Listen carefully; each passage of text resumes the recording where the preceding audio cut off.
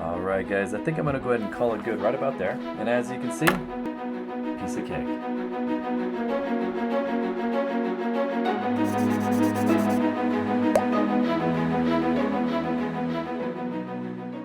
Hey guys, Rick Douglas here with another quick tutorial. This one's going to be specifically about how to achieve that really smooth skin look.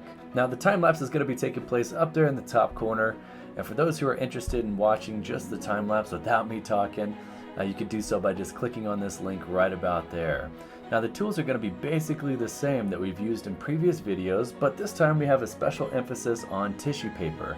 I'm going to go into that in a little bit more detail here in just a few minutes, but tissue paper plays a really large role in your ability to lay down a really nice even tone over a large surface area. So today we are going to be focusing on that really smooth skin look.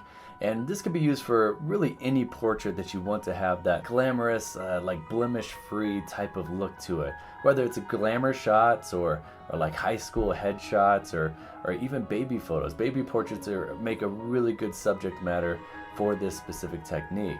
So even though we are using this on skin, really this same technique can be used on any type of surface that you want to have that smooth texture, whether it be clothing or clouds or really anything out there. So let's just go ahead and go over a couple quick tips to make sure that you have everything that you need before we get started. And the first thing that we're going to cover is probably the most important thing that's going to dictate how your drawing actually turns out. That is going to be the paper that you are using. So why does paper play such a large role? Well, believe it or not, paper manufacturers design different types of paper to achieve different outcomes in your drawing. So if you can imagine taking a microscope and zooming really deep into your paper, you can actually see that every type of paper has a different characteristic. Some of them are really porous and are made to be really rough, and then others are made to be smooth. So what are the benefits and how does that affect you? Well, a couple of benefits to the really grainy paper, a little bit rough stuff. This is the paper that you'll find in like a sketch pad or a drawing book, something like that, is that it does have that texture to where when you go to lay down that graphite line, it has enough tooth to really grab a hold of your graphite and will make a really nice dark line. Then a really positive side effect of that is that it grabs so much of your graphite that it leaves like a residue, a couple of graphite flakes behind, of which you can use your finger and blend in and really make some really cool drawings. Another benefit to textured paper is that it has that texture built into your drawing. So if you're looking to do like a really grainy type of drawing or a skin that has a lot of pores in it and you want to show each one of those pores, you typically want to lean towards maybe a little bit more of a rougher paper. So a couple of the downsides though is that because it can be so rough and grainy, it can be a little bit more difficult to get those really nice gradient tones from the nice deep blacks to the higher values. So what are some of the benefits to the smooth paper? Well, I'd say that some of the benefits really lie in the fact that it's much easier to get those nice gradient tones across a large surface area. Main reason why is that there aren't many pitfalls and pores, and so whenever you lay down that graphite, it lays down nice and even. But because the paper is so smooth and doesn't have a lot of tooth, it can't grab a lot of the graphite from your pencil, which means that laying down really nice dark lines is a lot tougher on a smooth surface paper. So the best example that I can think of to try to illustrate this is that if you've ever tried drawing on a glossy piece of paper, it is almost impossible to get the graphite to go really dark. So the second thing I want to cover, guys, is going to be tissue paper. And the main reason why I bring this up is because using the technique that I'm going to be showing you, tissue paper does play a really large role in how your graphite lays down. One other thing to mention is that whenever you choose your tissue, make sure you choose one that does not have a lot of additives in it. And so you can find like the more expensive brands will have things like aloe or lotion. As you guys can imagine, rubbing that stuff into your drawing is going to do a lot of damage. So make sure you choose one that has no additives in it. A lot of times the cheaper generic brand will make for a perfect companion when doing your drawings. I use 3 different kinds of tissue paper that's going to have 3 different levels of graphite already on it. So I do have a dirty one, I have a medium one, and then I usually have a brand new one that I use for the lighter skin tones and things like that. Of course, the dirty one I use for the dark areas such as hair, things like that. The medium one I'll use for skin a lot of times. A lot of times when I'm doing skin, I'm going to bounce back and forth between a brand new one and the medium one. Now, one last tip, guys, that I want to cover is that be really careful if you're using a blending stump or even a dry piece of tissue on your paper. If you rub the blending stump and the tissue onto your paper without any graphite, you you can burn it, and that will create a problem that is really hard to hide. So if you know you're going to be doing a portrait that's pretty large scale and you're going to be covering a large amount of real estate using graphite, it's a really good idea to put on a nice thin protective layer, I guess you can call it, of graphite. The easiest way to do that is by using like already a dirty, like a medium tone or even a light one of tissue, and putting on a nice little layer of graphite there. Alright guys, let's just go ahead and dive straight into this thing. Just kind of a heads up, I am going to go fairly quickly, mostly because I can really go on and talk your ear off for probably over an hour. So let's just go ahead and make sure you have your protective paper on hand. I'm going to be drawing mostly with a 0.5 millimeter that I have here. This has an HB lead inside of it. And then I also have my 0.7 millimeter here that does have a 2B inside of it. I do have my blending stump here as well. This is one that I've used for quite some time. As you guys can see, it's fairly dirty there on the tip. I've probably done 24 drawings with this blending stump. It did break in half on me and I've taped it numerous times, but this blending stump and me go a long way back. And then I do have a fairly new one as well that is dirty. It's got a soft tip on it, so it does lay down nice and softly. There's not too many harsh lines with this one. I've got my trusty tissue paper on hand, and let's go ahead and get started. I'm going to go ahead and sketch on kind of your basic face, and hopefully I'll be able to do a fairly decent job here.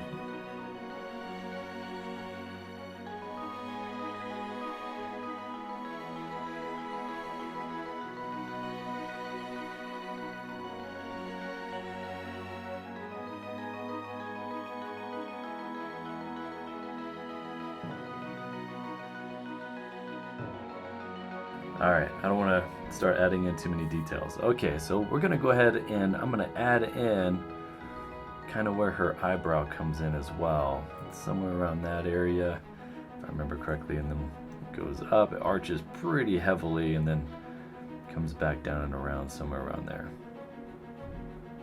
This will be a really good foundation. At least it'll show you kind of where I start. I always start with the eyes, which are really the most important thing on the entire drawing.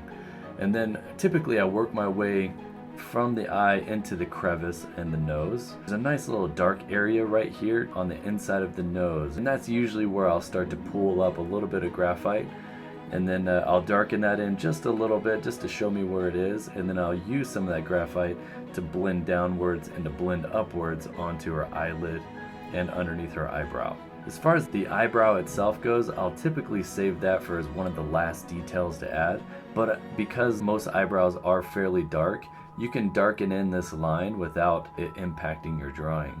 And then I do like to darken it in, mostly because I don't want to lose its place. Not only that, but because of these dark lines leave a lot of graphite on the paper, you can use some of that graphite to help provide that protective layer that you need to protect the tooth of your paper. In this case, she does have a painted nose as well, and so I can actually darken in some of her nose paint just around the outside edges. That way, again, I don't lose it, and then I can also use that graphite as a pool that I might need to tap into a little bit later, especially when I'm darkening in. I'm not going to draw in all the details of her eye or anything like that. I'm just going to kind of give you guys the basic idea. And then, like I said, you guys can take this and modify the technique however you see fit, and then cater it to better fit your drawing style. The only reason I'm showing you all this is mostly not so that you can duplicate it as much as you can modify it to help fit whatever it is that you guys are after. So you can notice that I'm darkening in this line pretty heavily, and that's mostly because I'm going to use that graphite to darken in the crevice between her eye and her nose. Now I'm pushing down fairly softly. I'm not really gouging into the tooth of the paper or anything like that. Now, because my blending tool already has graphite on it, and there's a lot of graphite that I'm pulling from this line, I don't have to worry about damaging the tooth of the paper. You typically do the most damage whenever you're using like a dry or a really light layer of graphite, maybe on your blending tool, onto a dry piece of paper that doesn't have anything on it. When you start rubbing the two pieces of paper together, it'll cause a burn, and those burns are really tough to hide or to cover up and fix and work around. So I like to just darken in the eyebrow just so that I don't lose it. And it's not going to be perfect, but I like to darken it in. That way whenever I'm blending over her entire face with the tissue paper, I know where her eyebrow is. And then at the same time I can use some of this graphite will be smeared and add that extra layer of graphite protection that I need on the paper. I'm gonna redraw her eyebrow on here, just the line. So what do I do if they have like blonde eyebrows and they don't have a dark line that I can count on? Well, I basically just do the same thing, except instead of darkening in this line, I'll just create a super soft one and then make sure that I come back to it more often. So I'm gonna go ahead and start adding more graphite onto her eye. Every time that you use a blending tool to smear graphite around, you start to lose all your darks, which is awesome because you take those darks and you smudge them around and you make other areas darker, which makes it all match. But at the same time, you want to kind of go back over it, make sure you bring those darks back by just adding another layer of graphite on it. Just going to smudge that in, and then again bring out some of that graphite onto the crevice of her nose to make that nice and dark. Alright, so we'll say the shape of her nose goes somewhere around here. Alright guys, so as you can see I have a nice pool of graphite right here, and I'm starting to bring some of that graphite down onto the white part of the paper. So I'm going to show you guys there's two ways that I try to protect my paper. The first one is by using a blending tool, and then the second way that I'm going to show you is by using the tissue paper. And so for using my blending tool, you guys can see there's not a lot of graphite on it. And so even if I push down really hard, you can see it's really light. And so if I were to take this and put it onto another piece of dry paper, there's not a lot of graphite protecting this paper. And so that's a really good way for me to cause a problem with the tooth of the paper, and that's something that we want to try to avoid at all costs. What I'll do, even though this is my light tone, I'll still put it in kind of the deeper pool of graphite and use that and drag it out. So for this area, I'm going to go ahead and drag out some of this graphite onto her lower part of her eyebrow. And all I'm doing is just pushing down fairly hard here to get enough graphite onto my blending tool, and then just light circles, and then just lightening my pressure as I go out. Now, because I did that, I think that there's enough graphite on my blending tool to where I can go out onto areas that don't have any graphite. So I would take it underneath her eye probably and just add a little bit of depth there. And so I'll go ahead and shade that in somewhat dark. And little small circles here if you can. As you guys can see, there's really two different ways that I blend graphite. One of them is using really nice small circles. And this is a good way to hide any type of lines that your blending tool or anything else can cause. If you were to just go straight up and down like this, then you're stuck with like a hard edge. But if you do nice circles, then you don't necessarily have that hard edge, and it's much easier to blend it into the rest of the drawing. Now, another good point is that if you start to feel like, oh man, I do have too much graphite, then just use your protective paper and just rub off some of that graphite, and then go back to your drawing and continue. The blending stump is really good for the small areas. I like to use them around the eyes, or maybe around the nose, or add depth to a nose, something like that. And even though it can go across large surface areas, such as her forehead or her cheekbone, I don't necessarily recommend it, mostly because you do have higher risk of leaving little lines and things like that that you would have to smudge out. Now, the big benefit to tissue paper is that it's able to put graphite on a large surface area. Now, what I like to do is that I'll take my 0.7 that has a 2B lead inside of it, and I'll make a little pool of graphite and then rub your tissue paper in it. And this is a good example. You can see kind of how it blends and how it becomes useful. I'm going to put a little bit more on there. There we go. So I don't want this to be too dark, but at the same time, the whole goal here is to put a nice layer of graphite down, as well as mark where the darker areas are, such as under her cheekbone, or if there's a shadow on her forehead from her hair, or specifically the jawline. So another goal that we're trying to do is just put a nice little layer of graphite on your drawing. And I'm pushing really softly. I'm not pushing down at all. And you probably won't even be able to see it. In person you can kind of see it, but and all I'm trying to do is just add a nice little layer of graphite there to protect the tooth of the paper. And you can start to feel it resist whenever I go in areas that have no graphite at all, and eventually it'll start biting into my tissue and you'll start to see pieces of tissue paper flaking away. We'll add a little bit more here. There we go. So her cheekbone is going to go somewhere around this area here. Okay, get a little bit more here. Usually the temple of your head, I pointed at my own head like you guys could see it. The temple of your head is going to be a little bit darker as well. So I'll pull up a little bit right there. Now, the jawline, because you don't want to lose the jawline and you don't want to lose the hairline and you don't want to lose pretty much everything that you've marked out where it goes, make sure you kind of go back over, depending if they have dark hair, it's completely fine to darken up this line here because you're going to be putting a lot of graphite down there later on anyway. And the same goes with the hair that kind of covers her face here. And then, like I said, I can use that graphite to kind of smudge back and forth, and it will blend onto her skin, which will add that much more depth and that much more tone to her skin. And so for under her chin, there's typically like an area that is completely black somewhere on her jawline. And so usually I'll darken that area in first, just a little bit. Let me just add a little bit of graphite to this. Okay. Let me darken up this area here. You can see this time I am using little circles.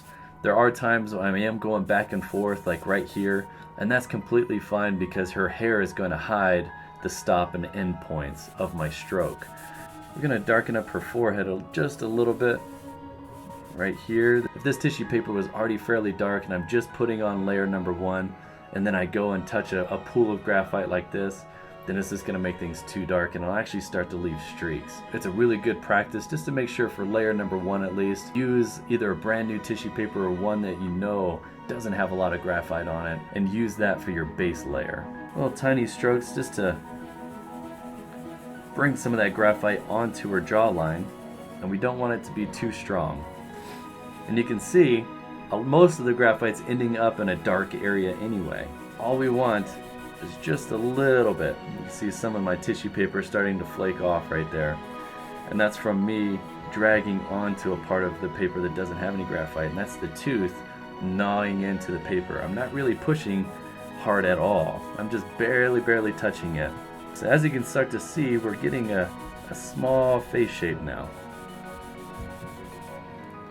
Looks like that this paper has a little bit of a flaw in it right there. This will be a good lesson as well, is that there's a lot of paper out there that comes with flaws. A lot of times you don't even know that the flaw is there until you start putting graphite onto it, and then all of a sudden, boom, there's a big flaw right in the middle of the face. And I'm just going to blend up to her forehead.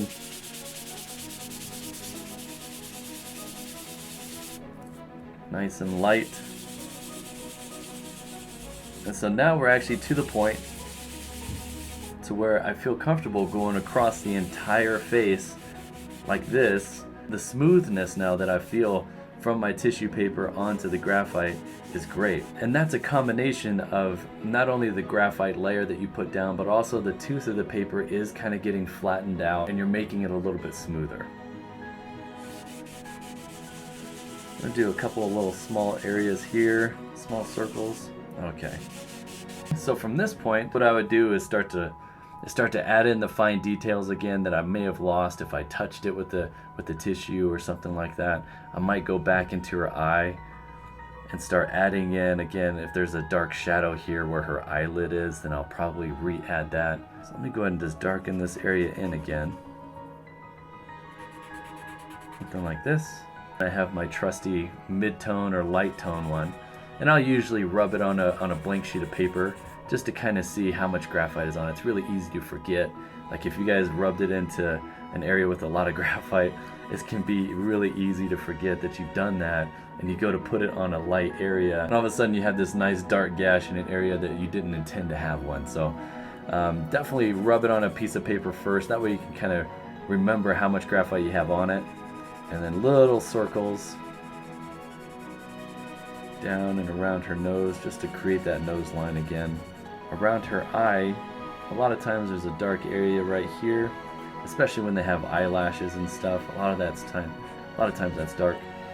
And it's a really good idea because you are constantly blending and you're working around the eyes a lot. It's a good idea if there's any type of eyelashes or anything like that that you save those until last. That's a detail that you add when you know that you got the tones all correct and everything is done. And I'll go back and I want to make sure that you don't lose those lines that you had that were marking the facial features. Underneath her bottom lip on the face is usually a nice little shadow right there. So this is already fairly light, there's not a lot of graphite on it, so I feel okay about rubbing it in. And just really light, barely touching it, because I really haven't put a lot of graphite down over here. Usually the chin will have a shine as well. There'll be a highlight point. Usually the highlight points will be just over the eye, underneath the eyebrow, and just over the eyelashes. And there might be one on the forehead, depending on the bone structure. There's usually one on the tip of the nose as well, of course inside the eyes, and then there's also going to be one probably on the bottom lip and then also on the chin. And I would consider something like this to be layer number 1. To begin layer, oh jeez. To begin layer number 2, take my 0.7 that has a 2B lead inside of it. I'll probably darken in a couple of the areas again. For her, it's going to be her eyebrow again. I don't want to lose that shape. If there's eyelashes that maybe I marked on there or something like that, then I'll bring those back out as well. Because her eyebrows are so dark, I feel completely comfortable leaving really nice dark lines there. And then more importantly, depending on where the shadow is on the cheek or on the jawline, I'd go back and add that shadow in again, because you're going to really need to soften up that jawline. So a good way of doing that is by using like a lighter blending stump. I can just do really light circles and blend some of that right onto the cheekbone. Because it is a harsh shadow, because it is such a deep gradient that we're going from a dark to a light in a fairly small space just on the curvature of her cheekbone, then it's a good idea to do little circles here with a light blending stump. You don't want to use your dark ones on that. And then I can just clean it up, and then this time I'm going to blend not necessarily onto the line anymore, but now more into her jawline itself. And that helps hide those circular motions that you're going to have. It's inevitable whenever you go from a dark pool to a light area. And I'd clean it up again, and then just go back over it. And this time I'm a little bit further into her face, and I just blend that in too. And if you feel comfortable, if you're light enough and you don't have enough graphite on there to leave a lot of lines, then you can actually just start to do little strokes like that that typically I wouldn't advise. But if you have a light amount of graphite on your blending tool, you can absolutely do little strokes like that. So you guys can start to see the shape is starting to come out. I went from a really dark area over to a light tone, and then this is a nice mid-grade in between. And then I'm just going to keep on going after it until it's to a place where I feel comfortable and it looks realistic. You can even go and take your tissue and smooth it over. What this does is hide any type of, if you do have a line or two or something like that that maybe your blending tool left behind, that's completely fine. This tissue paper will usually cover that up. And again, because that nice layer of graphite is there, you can see not a lot of my tissue paper is flaking off. That's because I have a nice smooth tooth now, and it's not resisting nearly as much. Now it's just accepting the graphite that I put down. See, her face is starting to take shape here, and it's starting to have a nice gradient where you can see the difference between her cheekbone and her jawline. While you're adding graphite down here, it's a really good practice to kind of step back every once in a while, you know, lift your hands up, take a look at the picture as a whole, and see that, oh yeah, I'm adding a lot more graphite here than I am maybe on this side of the face or on her forehead. And it's a good idea to maybe step away from that area and work on another area to make sure you have all the sections of her face nice and even. You guys can see I'm kind of dipping into the pool of graphite left behind by those lines that I used on her eyebrow, and giving that nice base tone for the rest of the face. Now her cheekbone's starting to look a little too high. That's because we need to add some graphite underneath her eye to lower down her cheek shine. So we're going to go ahead and just add a little bit of graphite like this, little small circles with a blending tool that doesn't have a lot of graphite on it.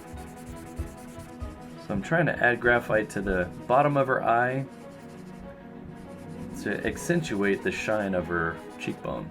And then I'll add maybe a little bit. I'm going to dip into this small light pool of graphite there. I'm going to add maybe a little bit to the bottom of her cheekbone. Okay, so now I'm going to take, again, my tissue paper and blend that around a little bit. More circles. Take a step back and I'll look at the areas where I know that are supposed to be dark, and I'm starting to see a little bit of structure forming here. If I have a reference photo, then I'm going to take a look at the reference and really take note of where the darks are, and then kind of go back over it and keep going until I feel like it matches what I want it to look like. We want her cheek to have a little bit of puffiness to it. You know, cheeks aren't flat, and if you have too much cheekbone, then of course she's going to look a little bit like a skeleton. So we want to add a little bit of curvature, a little bit of shadow here to show that she has a little bit of cheek. And we'll come down there. We'll maybe tap into some of this graphite sitting down here, and usually underneath the mouth there's a nice little shadow. Now because I did that, I wouldn't want to lose the shape of her mouth, so if there was a line here, like a lip line, I'd probably go back in and re-add it. While you're adding in all these darks, and that's awesome, it's just as important to make sure that you don't lose the highlight areas. It could be just as tough to lift graphite up as it can be to fix maybe dark streaks or something like that. So now I'm just blending in to make sure that it's all completely smooth.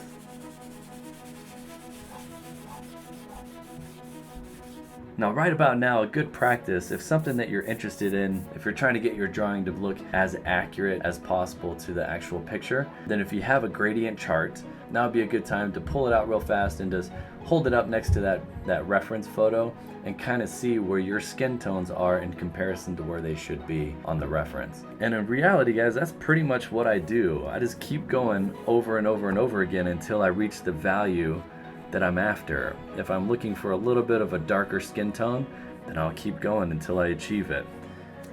Really working on pulling up the graphite in these dark areas, then I might even take my pencil and just darken in a nice pool there. Get one of my already dirty blending stumps, blend that in nicely,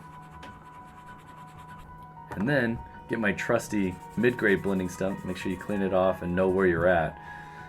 Dirty it up just a little bit, bleed out some of that graphite from that pool down, and just keep going until you reach the value of the entire thing that you feel comfortable with.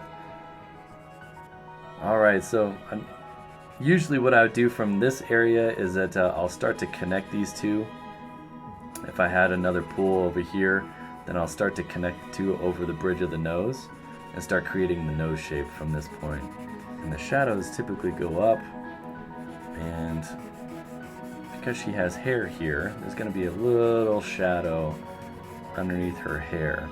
So I'm fine with that. I'll take my tissue again and just kind of clean it up just a little bit. And because the forehead has a lot of hair on it, a lot of times it does have a shadow on it that's a little bit darker than the rest of her face anyway. There you go, guys. So that's pretty much the gist of it. That's what I do. thank you guys so much for watching. I hope you guys enjoyed and learned something from this. If there's anything that I can help out with or any questions that I can answer, absolutely ask them below in the comments. And please take a look at my Patreon page when you have a moment. Putting together these videos, while they are a ton of fun and I'm having a blast doing it, it is a lot of work. So if you found this video helpful in any way, just take a quick look there and see if we can help each other out. There are going to be more videos on their way. If you have any ideas or things that you guys need help with or have any questions, just leave me a comment down below. I'll answer the questions, or I might even make a video specifically about that. If this video helped you out, make sure you leave a thumbs up. Don't forget to subscribe. Take care, guys, and I hope you have a good one.